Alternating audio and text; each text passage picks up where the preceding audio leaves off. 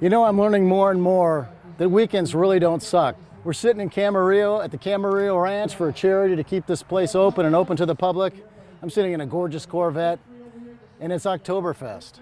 Vintage cars from the 30s, 40s, 50s, 60s, 70s, and there's a lot of beer, like 7 independent vendors. Sounds like a full day's entertainment to me. Let's go check it out.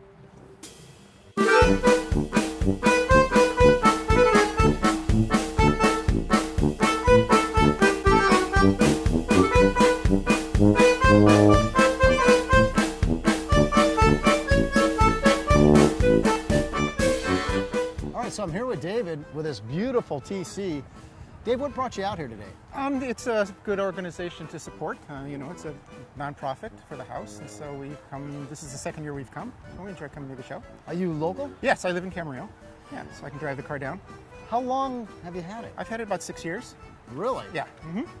You know, when I look at this type of a car, it's a very romantic car. The way it feels, the way it looks, you're sitting in it, the leather, all that. I mean, do you guys take like coastal trips in it? Or we drive the car, yeah. In fact, we're taking it up to Cambria next weekend. There's a get-together between a Northern California AMG club and the Southern California club. And every year we get together between someplace between San Francisco and LA. And so we're going to take it up and drive it around and have a good time weekend. You know, you touched on something that I think is really important that we kind of let our audiences know. And we're really, in a lot of ways, in the glory years of cars. I mean, we can appreciate the new modern, 30 miles per gallon and 140 mile an hour car and all those types of things. But the internet has allowed clubs and vehicles like this to really maybe have a second life in some cases where the cars maybe economically couldn't be repaired without fabricating a lot. And now there's a lot more help. Oh yeah, definitely. That's it. You can go any place. Guys are building parts for these cars in England. They're building them in Canada. They're building them here in the United States. There's car parts being built in Australia for these cars. And most of these cars are over 60 years old now, and there's a lot of them still on the road.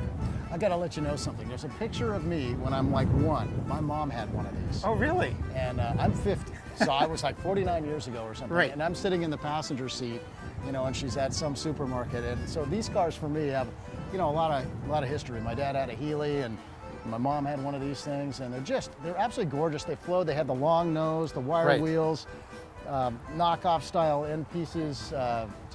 Just very cool. You live locally and I do, so I'm going to keep my eye open for you. Okay. Hey, Dave, thanks for taking some few minutes with us. No problem. Neat ride. I mean, Thank you. It's nice to have a European car of this year at the show. Thank you. You take it easy. You take care. All right, bud. All righty. We got more rides coming, but check out the where and why this event takes place. Cameraman Steven and I stopped by days earlier and talked with the event coordinator, Brandy, about the Camarillo Ranch and its history. The house was built in 1892 by Adolfo Camarillo and his wife, Isabella. They built the house in a European Victorian style.